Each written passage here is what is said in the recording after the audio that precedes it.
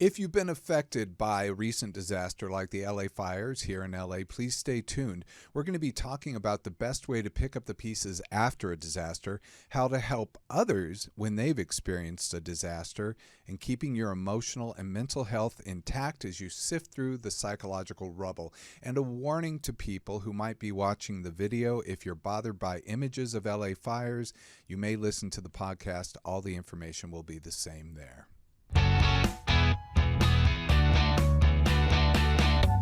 And welcome to Off the Couch, where psychology meets everyday life. I'm Dr. Greg Cason, psychologist, here with producer Brian Gomez. Hey, you guys. And Tony on the board. Hello, hello. So there's Noah in the room. Hi, Noah. Hi, how you doing? All right. But today on Off the Couch, we have a very serious topic. This week, we're going to be talking about coping after a disaster. We're going to be talking about the LA fires, which have been huge, and we're going to be talking about them compared to some other major disasters that have happened. Common psychological reactions, what you can do if you experienced the fires, if you had to evacuate or you had your house burn, what you can do to cope, and especially for so many people who've wanted to help, what others can do to help, and also recognizing when you or someone else may need psychological help. First, if you're watching this to get information, we can start with outside of life-threatening emergencies, which is 911. I want you all to know that there is a crisis and suicide lifeline, which is 988. It's a 24-hour-a-day, 7-day-a-week crisis confidential helpline for mental health. It's available across the United States. You can also call or text 988 or go to 988lifeline.org to chat with a counselor. Another is the Disaster Distress Helpline. Disaster Distress Helpline is 800-985-5990. This is a very unique telephone number that's the first national hotline dedicated to providing 24-hour a day, 7-day-a-week, year-round crisis counseling for people who've experienced emotional distress related to natural or human-caused disasters and emergencies. And also, for those of you who are on the ground who may have lost a house or who may be displaced, there is 211. Which is a local information and referral service. This is across the United States and Canada, and it provides emergency food and shelter information, mental health support and counseling, and health services and insurance assistance and housing assistance and job training resources. This is going to be an immensely important telephone number to all of those displaced. So let's talk. First, let's do a shout out, because here in LA, we've been hearing nothing about the destruction and the disaster. So I want to talk first and give a shout out to all the helpers here in Los Angeles. The first is friend of the show, David Chokachi. David Chokachi, you may know him best from Baywatch, After Baywatch, he's or many movies and TV shows. He is part of an organization called Best Friends Animal Society, and he has participated in getting animals out of the fire zones and to safety. If you don't know, we talked about in the past, David lives right by all of the fires. He lives up in Malibu, where a lot of people live, and they were extremely hurt by the fires. Also, there have been other people, from countless people who you just don't know, giving water, giving food. I can't tell you the number of people who are dedicating time, giving all of their resources in every way they can, whether it's money or clothes or food, flashlights, backpacks. It's been incredible, the amount of help that's been out there. So LA, when it feels a disaster, the people really come together. It was actually a really beautiful thing to watch. So let's talk about the LA fires. Brian, you were here for the LA fires? Yep, I was here too. That was a crazy week long, pretty much, it felt like. It was absolutely incredible. And Tony, were you up? Where were you? I mean, I was up in the valley, Santa Clarita, where we were safe and far enough away. This time, because you guys have had other fires. We do get a lot of fires up there, for sure. In fact, many of the freeways are closed a lot because they go across the freeways there. But the station here, even though it wasn't close to the fires, the smoke was definitely very bad here from the Altadena fires. Yeah, the Altadena fires, which were called the Eaton fires. Yeah. This is an immense fire that hit a working and middle class community called Altadena, which is actually a really cute, wonderful little community just east of Pasadena, and if you don't know it. And we also had the other major fire was the Palisades fire, which was on the other side of town toward the coast, which hit primarily Pacific Palisades and parts of Malibu and surrounding areas. But also we had many, many other fires. One was the Sunset Fire, which was near my house. But the Sunset Fire was really put out very quickly, so it's not even worth talking about. Yes, thank goodness it was, and it did not damage any structures. So when we look at the grand scheme of things, that particular fire was not a big problem, but these other two were. Let's just talk about the scope of things so far. As of this recording, which is on January 20th, the fires are still burning. So we don't have complete containment of these fires. So although these started back in January 7th, the fires are still burning, but we have close to containment, which containment means, just for anyone who's curious, it doesn't mean the fire's out. It just means they have a perimeter around the fire that the fire's not going to spread more. So they've got it contained to a certain area.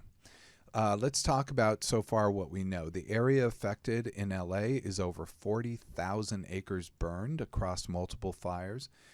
That's including Palisades and Eaton. It's already consumed more than 12,300 structures, according to the United States Geological Survey. The San Francisco Chronicle says it's probably closer to 15,000. Fatalities at this point, just before this recording, at least 28 confirmed deaths. That's 27 directly due to the fire and a 28th that's indirectly due to the fire. And that's just as we know right now. We expect that to rise. We don't know the cause per se, especially there could be multiple causes of these different fires. However, extreme Santa Ana winds and prolonged dry conditions contributed to a rapid fire spread, and we expect this one to cost more than any in the past. $20 billion estimate so far. That's certainly expected to rise, making it potentially the costliest wildfire in the United States. So this is a really, really big fire, like by any stretch of the imagination. I think it's tough for people around in other parts of the country, certainly in the United States, to imagine the magnitude of the damage that was done here, because LA is so big. I was on YouTube and I was watching a video from a guy in Tennessee. I'm hungry for fire information, so I was always watching this. But it was a guy from Tennessee who is saying there's a mass exodus out of LA, the whole city is burned, everyone's moving to Nashville and blah, blah, blah. And I was like, really? Because there are more people in the metro area of Los Angeles than in the entire state of Tennessee. And that would be kind of physically impossible for us all to up and move over there. But it was just this kind of outrage, look how bad they are and look how good we have it machine that's out there. It's just really disgusting to me. But I guess people have to get their clicks no matter what. It got my click, and I watched his video because I was suckered in. But we have to appreciate that this was a giant fire. Let's talk this compared to another disaster that happened in Sweden. The Västmanland fire in Västmanland province of Sweden. This was in 2014. The area was affected was 34,000 acres, so it's a little bit smaller, but still a very major fire. Ours was 40,000 so far. Its structures damaged was only 25 buildings. I mean, that sounds like nothing compared to us, and only one confirmed death.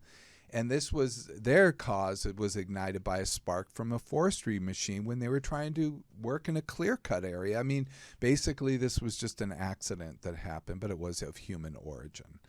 That particular thing, so the LA fire was larger, death toll substantially larger, and there was a really big damage that happened because it happened in this thing called the boreal ecosystem in Sweden. The boreal ecosystem helps contain the carbon, so it actually plays a big role in kind of containing all the carbon combustion in the climate, and that's helped with climate change and whatnot. And here in the LA fire, I just don't even know how to estimate how this is going to affect climate change here, but just the pollution in the air has been absolutely unbelievable and so hard to breathe. Do you go out with a mask, Brian? I try to. I don't always, which I kind of beat myself up for it because I'm like, I should. I know I should. But then it's like you hardly see people wearing masks around that you're like, is it safe? Although it's like cleared up, you know? I mean, there's definitely talk about that it's horrible and it's going to be for like months that it's going to be like the bad air pollution. So I'm trying to wear my mask as much as I can. Well, I think it's something to happen. I have a client who lost everything, who said to me kind of something interesting. We live over in the Hollywood, West Hollywood, Beverly Hills area, and he said, "Well, you go over there, and it's as if nothing has happened." And where they are, which is on the west side, it's just, I mean, people keep using terms like Armageddon and what other terms do they use? Apocalyptic and just all the A terms, I guess. Are you wearing your mask? I did wear it when I walked to the gym. I can always tell because I can feel it in my lungs, because when I was a kid growing up here and we had smog days, I could always feel it in my lungs. So it's funny to me that when I felt it in my lungs, I'm like, oh, that's that old feeling I had. And then I put on a mask, you know, and that made it better. Also, my eyes water. Yeah, continually. I can feel it in my throat as soon as I'm outside for a while, where I'm like, oh, it's getting me, you know. But yeah, I feel like everybody should be wearing a mask, or at least being careful, you know. Well, you know, I think I only wanted to look at the fire in Sweden because there was a study done about it that kind of tells us the experiences of evacuees versus non-evacuees that I found to be true for here in Los Angeles. Some of us were close to fires and were evacuated. Some people evacuated of their own accord because they were close enough.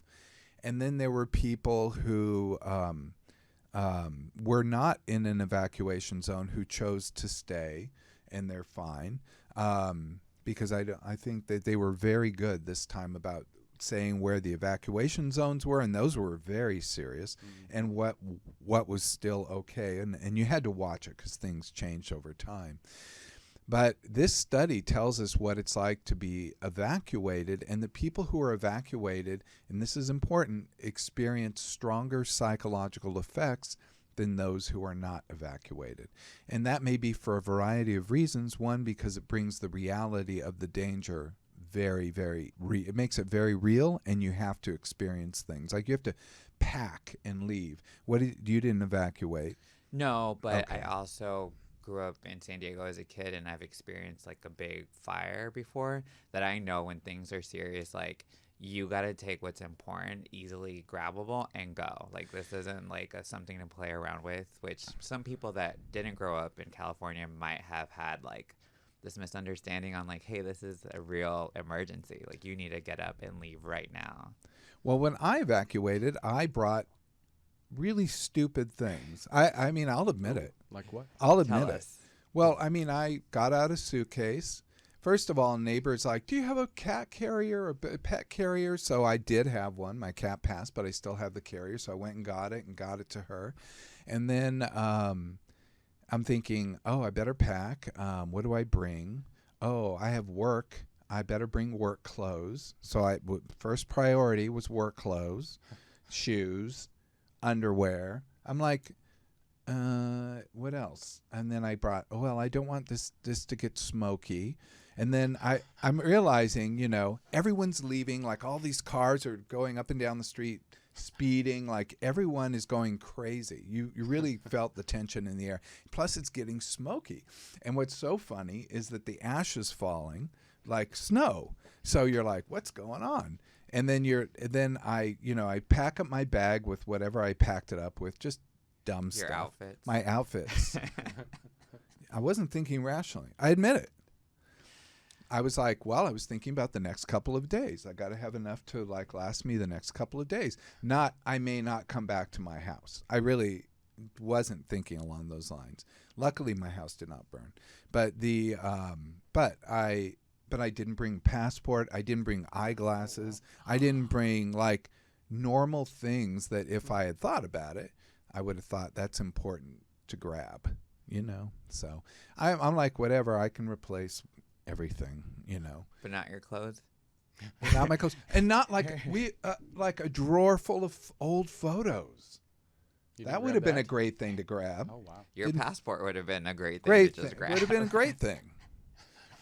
My favorite was on Jimmy Fallon. One of the staff, they had the little boy pack his own bag. He packed 10 pairs of underwear and a bag of his baby teeth. That was it. I mean, that was the entire bag.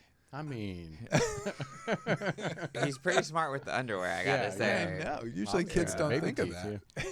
I had a friend take an espresso machine where I was like, Huh? this is what you're packing? Hey, you know, that everybody I talked to who had to evacuate was fundamentally irrational in what they took. Like they took some good stuff and other stuff that they're like, why did I take that? Like, so I think it's because in that moment you're just, okay, I'll grab this and this. You just think I'll be very, back in a few hours.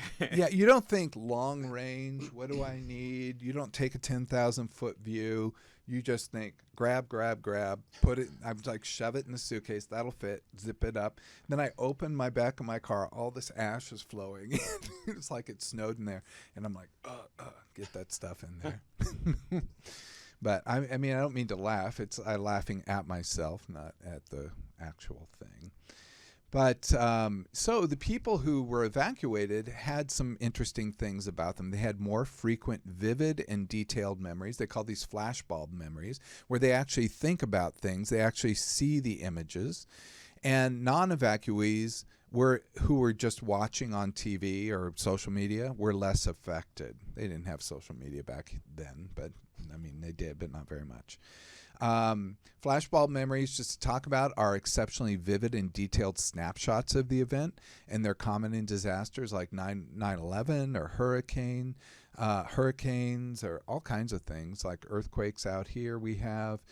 The impact is an altered self-perception and worldview. So you start to see the world differently. And I talked about this in last week's podcast when I talked about that trauma changes perception. We have to remember that. And we often give that the short shrift. Like somebody went through a traumatic event and we're like, get over it. The world's not that way. Yeah, you weren't like this before. No, I mean, people actually change the way they see the world after trauma. So we can't be so condemning of them. Yeah, I even had this guy from the gym tell me how he hadn't been sleeping for a few days. Then I'm like, I don't think he evacuated, but the fact that it was just being on edge so much caused him that I'm like, I would have never even thought. I mean, yeah, the first 2 days, or like when the fires were still going on, yeah, I could see that happening because we're like, what if there's like an alert that we need to evacuate or something happens? But it really does cause like a big effect in the long run. I feel like everybody got affected somehow here in LA. Everybody got affected. Yeah, I don't know how you could be in the metro area and not feel something. And we could put up some images if you don't mind, please, Tony. That'd be great. So survivors recall sights, sounds, and smells vividly. It's an amazing how impactful this was and how it affected so many people. And it affected communities that may have been expecting it. A client of mine told me about the Palisades, that, you know, there are communities in the Palisades, just as in Malibu, where they're evacuated frequently, but then their houses don't burn. But this was the exception. This moved in so fast. People just didn't have time to get out. I mean, they got out, but they got out sometimes just in the nick of time.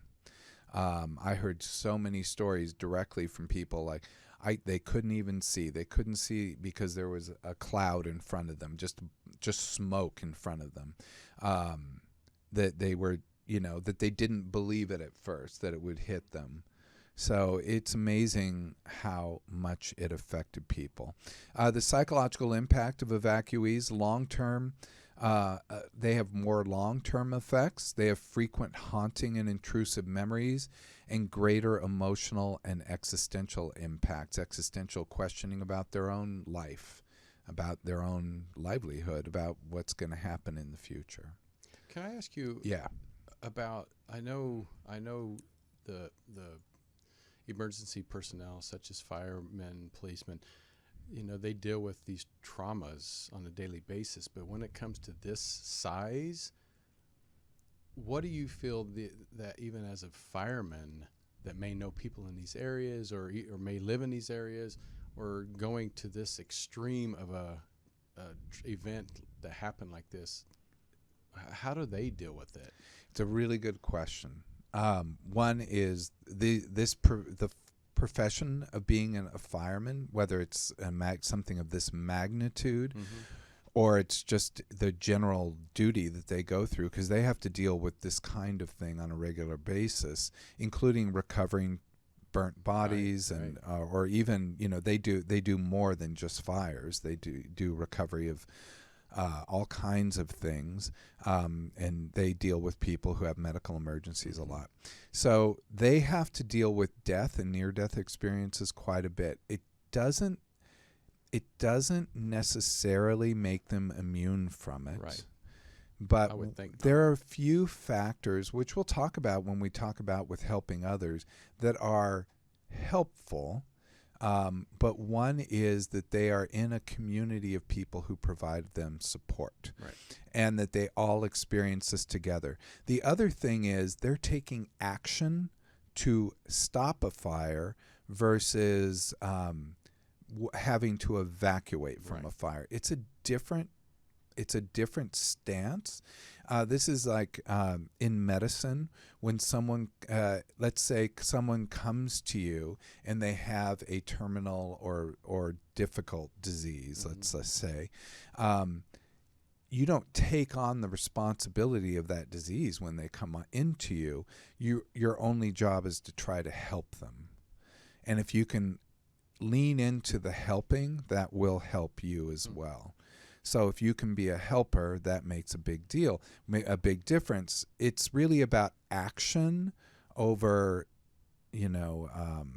doing nothing or just worrying about something. They take action. So I think that's very helpful. We'll talk about things. It doesn't mean they don't still have PTSD and other kinds of psychological illnesses, and that does happen. But I do think there are some very helpful things to be about being a fireman. It doesn't make it better. I think one thing about the firemen was so impressive. We had so many firemen from all over the world. It was crazy, not just over the United States, but over the world. That was crazy. We had prisoners who were out there clearing brush. We had, people just, it was amazing the amount of bodies that were out there doing good work. Yeah, we were driving through Pasadena yesterday, and we saw an Oregon fire truck. Yeah, which I honked and waved just because it was really nice to see they traveled all that way. Yeah, and we're a long way from Oregon. The people think because they're a neighboring state, people don't appreciate how big California is. Yeah, we're a long way. Okay, let's talk about Hurricane Katrina. I just wanted to touch on that. Hurricane Katrina was another great American tragedy. That was back in August of 2005. Nearly 2,000 deaths from this hurricane, widespread destruction, and that was $150 billion in economic costs at that time. Common psychological reactions, and this is what we should expect in people who've experienced the fires here. Grief, panic, loss, fear, sadness, behavioral symptoms like difficulty sleeping, anger, irritability, guilt, and survivor's guilt, feelings of why them and not me. And this is happening even in areas where people have a house that somehow survived or partially survived, when it's incredibly like here, smoke damage, and Katrina, it seemed like everything flood damaged was just taken out. I mean, water is very, very destructive. So it's amazing how much this impacted people. There were a minority, and this is true in firemen, as you were just saying, or firefighters, also in other personnel who help, people who experience things. There are individuals who experience long-term prolonged disturbances. So that would be things like PTSD, depression, anxiety disorders, and substance abuse. Those can come to be, but they don't have to. I think that's probably one of the greatest things that we can know, is that most people who experience trauma will not go on to develop one of these trauma disorders. I mean, I think that's good news. And that a lot of people do experience it acutely, which means in the short run, but they don't experience it necessarily long term. It could cause, though, a change in how they see things, but it doesn't necessarily mean they're going to suffer emotional disturbance, which is nice. So symptoms lasting over 1 month may require more help. So really the first month is very, very key. And typical things that happen in the first month, which is not unusual: nightmares, avoidance, irritability, panic attacks, changes in mood or appetite. But if those go on beyond 1 month, then perhaps we can start talking that this might be more prolonged. Okay. I'm just skipping. Here we go. Vulnerable populations: children, elderly, first responders, those are the fire people, and those with prior trauma. That's actually a very key point, was having a prior trauma can make you more susceptible to experiencing a trauma reaction. So even this could be if you were bullied a lot in school, that could actually make you more susceptible to a trauma reaction with these fires, which I know they don't seem connected. But any kind of threat to livelihood or threat to your well-being can actually play a role. So people who do experience a prior trauma, actually do have more problems. And what we've seen is people who experience multiple hurricanes or multiple fires do tend to have more of a trauma reaction. So if you live in an area where you get a lot of them, that can start to wear you down. Maybe the first one won't, but it could start to wear some people down.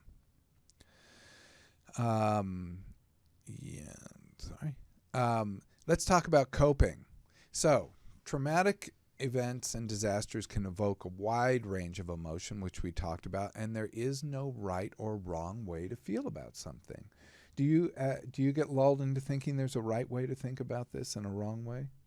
No, but I do think we all have like our opinions on how like we would expect somebody to move about this. But I mean, everybody has their own experience and everybody handles everything differently. So you can't expect anything, or people to behave or react a certain way when this has happened. It's like with grief, like everybody has their own way of dealing with it. And in fact, this is a form of grieving. Grieving is a piece of this. With this trauma, because they have to grieve here the loss of a community, the loss of a house, and maybe even the loss of a loved one. But when you lose a house, you lose everything in the house. You lose all your memories with that house. You lose, just the little paperwork. I talked to someone who lost his house, who said throughout his day he's confronted with something else he lost because he didn't think of that, or he goes to get this, or wants this thing, and it's all gone. Every bit of it. Sometimes it's like just something that they worked for their entire life. Yeah. And it's just snatched out of their hands right then and there. Didn't Billy Crystal lose his house? Oh, did he? I So think many But celebrities did. I saw him on Jimmy Kimmel before he lost his house during an interview, and he was saying, all the movies I've ever been on, I have the hat from City Slickers. I have this, I have this, I have this, and it's always at his house, and he lost everything from all the memories from all the movies he was on. So, wow. Yeah. Wow. See, that, yeah.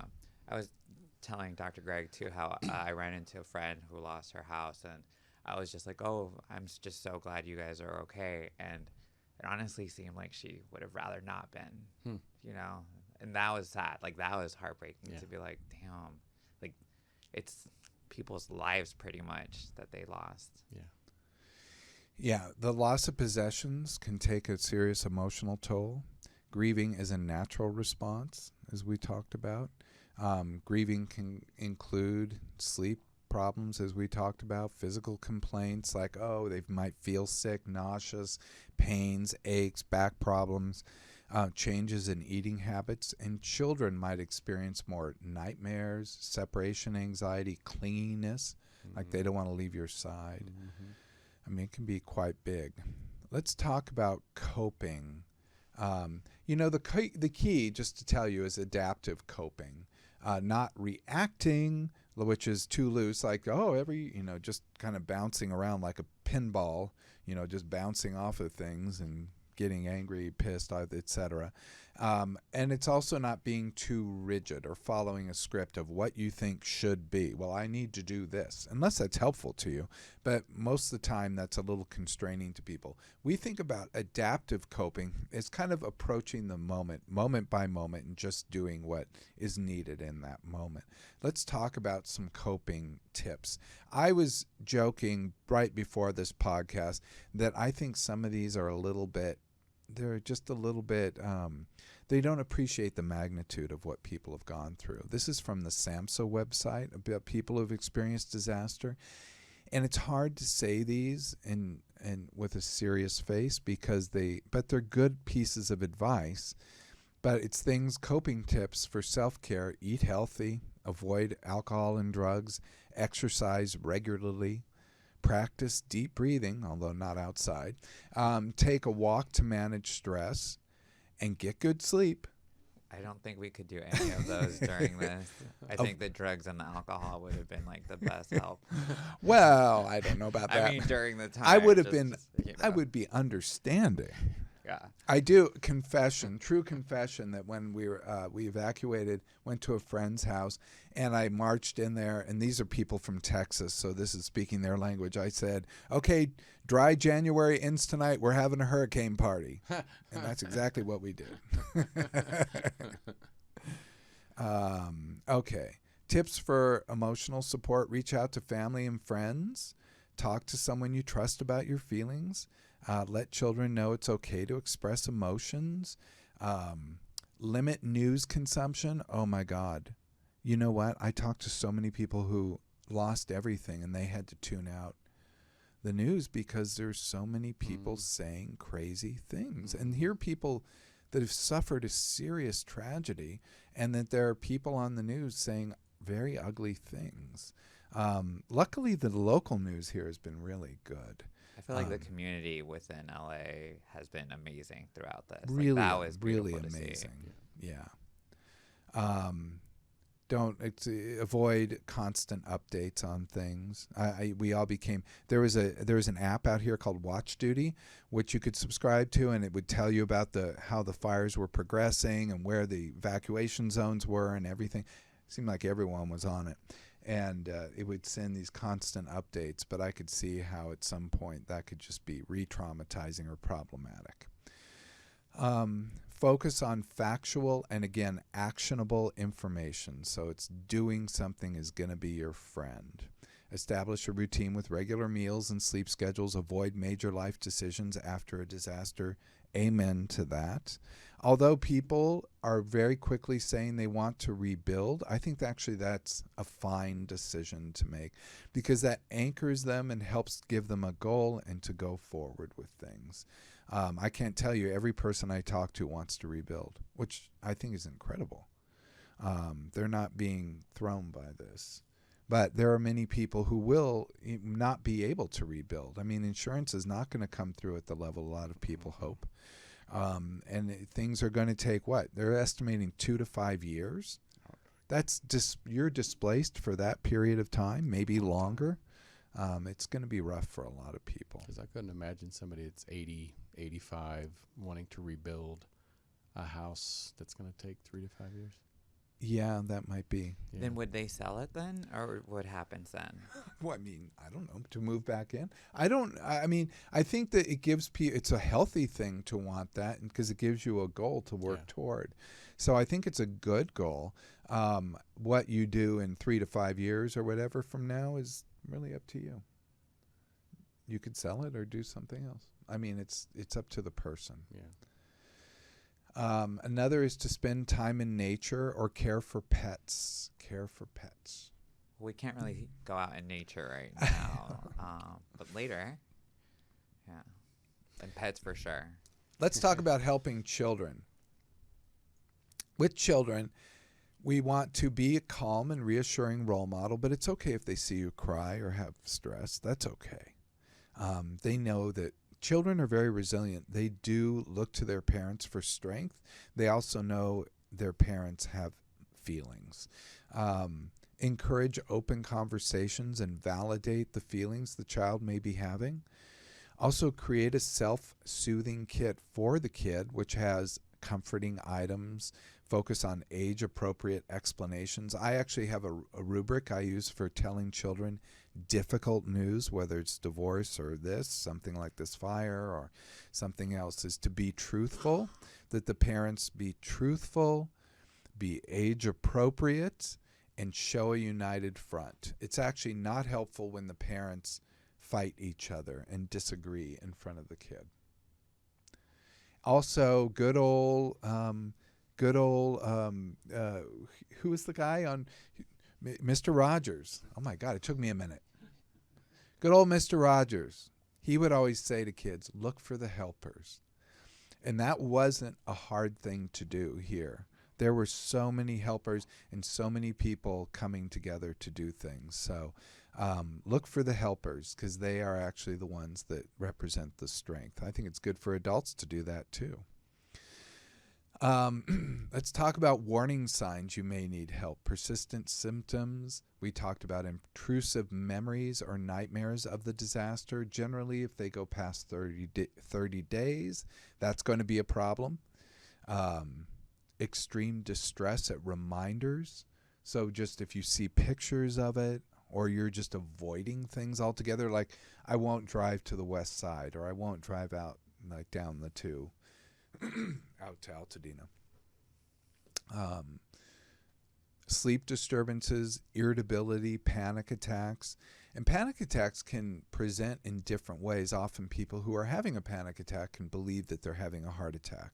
So it may present physically, which, if that happens, that they believe they're having a physical heart attack, they go into an ER, and then the doctor tells them this is a panic attack.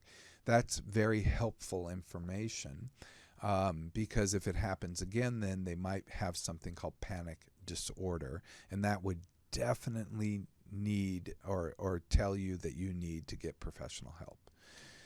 What's one of the most treatable psychological disorders, if not the most treatable psychological disorder, and you can do it without medication, which is so exciting to me, but a lot of people will just suffer for years without getting help. What was your question? I'm sorry. Oh, no, I was wondering if, can you get a panic attack so bad that you have a heart attack or no? I mean, theoretically, I suppose, but or just not really likely. I'm just curious. Yeah, it's interesting because when I do panic attack treatment, I do have them have a workup first to make sure there are no cardio issues, because what we do is actually take them through a panic attack as part of the treatment. God. I mean, I've never had one. That's why I'm curious. I hope I never do. Try to induce one. No, I'm okay. It's happening. Experience already. it. It does feel quite bad. The people who are having them feel quite helpless. And it's one of the most painful psychological experiences you can have. So it's a difficult one. I certainly don't feel for anyone who has it. That's why I'm such a strong believer in getting it treated if you have such a thing. Also, people who may become more involved in substance use or loss of interest in activities. An interesting thing I've known about myself for years is I don't like to drink when I'm sad or traumatized or anything like that. Only when I'm happy. Oh, that's good. which is frequently. That's cool. a Yeah, lot. because I feel like it'd be the opposite way most of the time. No, but I feel like people who drink like just primarily to treat sadness and things, that can actually make things much, much worse. Also, losing interest in activities, the people who just kind of lose interest in everything and just stare at the wall. It was cool. Even the gyms were giving out free like week passes to people that were affected by it, which I'm like, that's kind of nice. I know it sounds dumb and like the big aspect of it, but like to really take some time to just kind of focus on something physical that you can control, that like will give you like, you know, some serotonin in there. Just I feel like it was a good call, you know. I don't think there's a place in LA that doesn't have like a fire victims box or is offering things, or that you can't give money or goods. It's just Food, everywhere. restaurants even giving out free Restaurants food, yeah. or grocery stores. I mean, it's crazy. Again, like this city just came together, and whoever has a negative view of Los Angeles, I hope this breaks it, because it's amazing to see the people of LA come together like this. Okay, so let's talk about helping others. Helping others. We made a lot of mistakes in helping others in the past. There is something called critical incident stress debriefing, which was used a lot with firefighters, police, who've experienced trauma, and after they experience it, we'll usher them into a counselor and try to make them tell their story. Critical incident stress debriefing generally happen 24 to 72 hours after the incident, when the incident could be a traumatic event. And what we discovered is doing that actually made some people worse. So that has been largely abandoned. Now I think it started with a good reason, because that is the treatment you want to do with someone who goes on to develop PTSD. When they develop PTSD, I say, with a trauma, it's like you're carrying a deck of cards. It's all perfectly ordered, like straight out of the box deck of cards, and someone came behind your back and slapped that deck of cards out of your hand, and it just went everywhere. That's the trauma. So when we experience a trauma, we try to put things back together as quickly as possible. It's as if we put all the cards back into a pile. Didn't matter which way they were facing or what order they were in. All the cards go back, and that if we don't reorder it, it can actually cause us psychological problems. So some people do that naturally, but some people might need some help, and they might need help through the process of PTSD therapy by helping them to be able to tell their story. But you don't want to do it too early, because a lot of people have a natural capability to do this on their own, which you want to help them lean into. That actually helps them. So we've now developed something called psychological first aid. So psychological first aid is a process after PTSD. It's developed by the National Center for PTSD, the U.S. Department of Veterans Affairs. It was developed in 2006, and it's very, very recent. So Red Cross, American Psychological Association, they all signed on to it. This is a really good therapy. But it's a therapy that's kind of interesting. The core components are to protect individuals from further harm, provide opportunities for people to talk about their pressure to talk about their issues without pressure. You don't go, tell me everything. If you say, tell me everything, and they say no, you should say, okay, like, cool, like, that's fine. Use active listening and show compassion. Acknowledge and address concerns, and discuss coping strategies and connect them to social support. What I love about psychological first aid is it doesn't look like therapy. It looks like someone who's there to help. So the steps in providing psychological first aid are contact and engagement. You establish rapport. Hey, how's it going? Blah, blah, blah. And then you start to provide physical and emotional safety. What can I do? Do you need water? Let's get you over here. Let's try to hook you up with things. Stabilize them. Stabilization is to help reduce immediate distress. If you can see that there is something happening, you can try to address that. You can do some information gathering. What are your needs right now? What are your concerns? My concern is my animal, my children. I don't have a place to stay. We're hungry. It could be a variety of things. But you just gather that information and then try to provide practical assistance. Try to go do with the most urgent things first. None of this looks like doing therapy. No, I saw this on a show recently too, where there was a fire in this building, and they even had a priest come and like help and just like talk to the people. It was like just how you mentioned. It was like they were just making sure they were okay and just tending to whatever they needed. And if that means sifting through the rubble, or helping them in whatever way, or handing them bottles of water, or getting food for them, this is all part of it. This is providing really practical assistance and connecting people to social supports, like trying to get family together, because sometimes people get separated, getting friends, getting people connected to social resources. So I love this approach because really it just approaches people where they are in the moment that they're suffering, and what can we do to help. That to me is ideal psychological therapy. The actual in the room tell your story stuff, that's later. So let's talk about, you want to create, let's talk about the do's and the don'ts of psychological first aid. So let's talk about the do's first. Safety. You want to help people meet the basic needs of food and shelter and obtain emergency medical attention. You want to provide simple, accurate information on how to obtain these things. The next is calmness. We want people to be calm.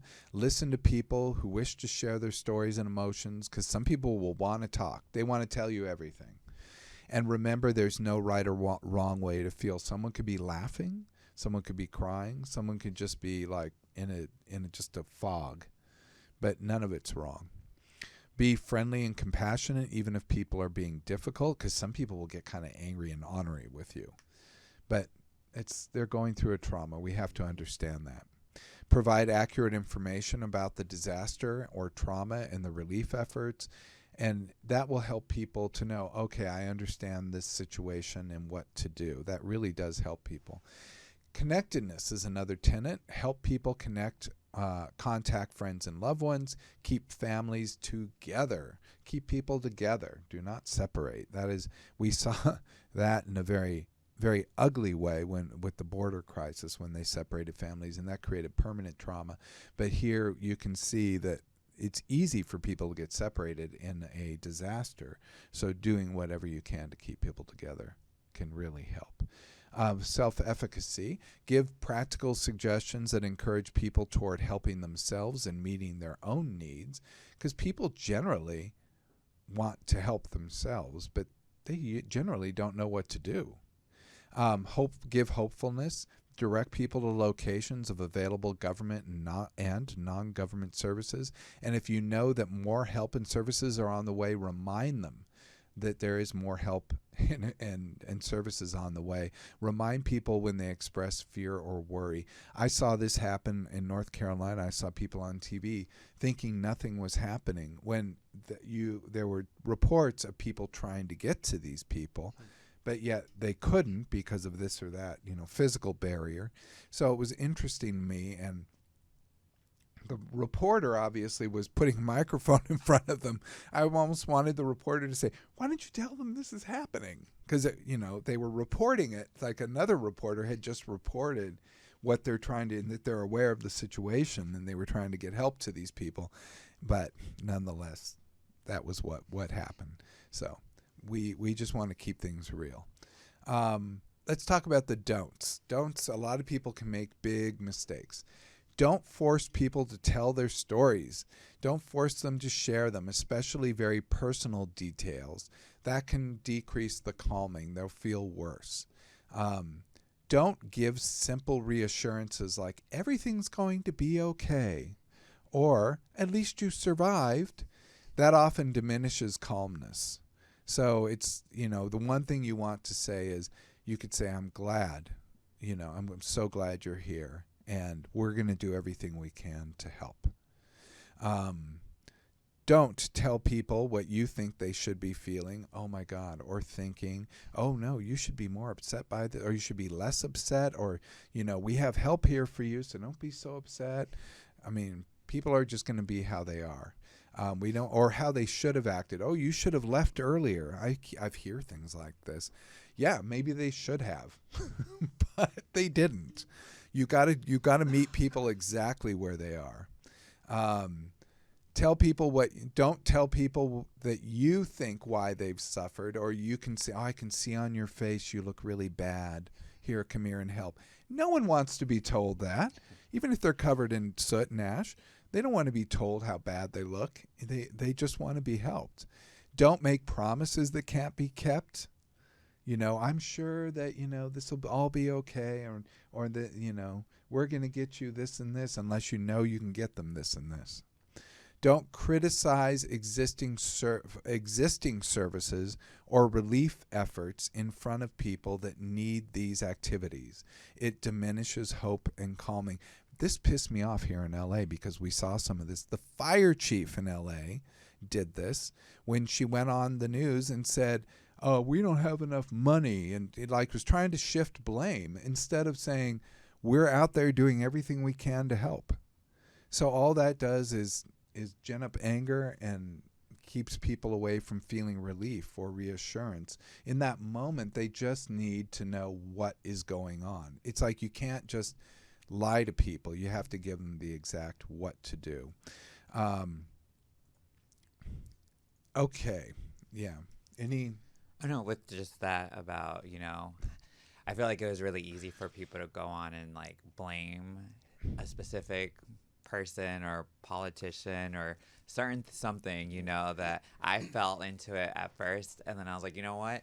It's better to just post what you can do to help instead of blaming somebody about the situation or what could have been done or why was there budget cuts and all this stuff that I'm like, you know what? Let's just focus on what we can do to help the people in need right now, and that can be dealt with later. Anyone who made a video about what they think is who caused the fires, what's wrong with what people are doing. I mean, there were all these experts doing everything they can, but yet these individuals on YouTube and TikTok and Instagram became all these fire experts from around the globe in different parts of the United States, and they had no idea what they were talking about, but they were doing immense damage because people who actually experience these traumas actually would see them saying these really horrible things.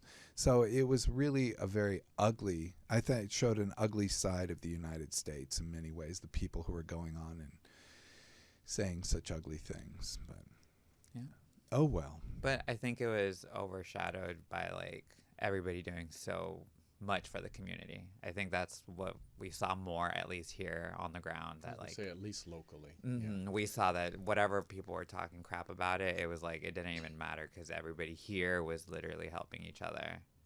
Everyone here was helping each other, so it was really nice.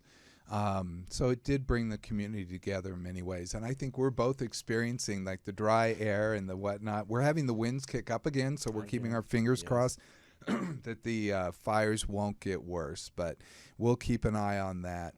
That brings us to the end of the show today. That's a good thing because we rushed through a lot of different things and covered a lot of ground. A reminder to subscribe, give us a 5 stars. If you want to read resources, go to the YouTube page, youtube.com/Dr. Greg.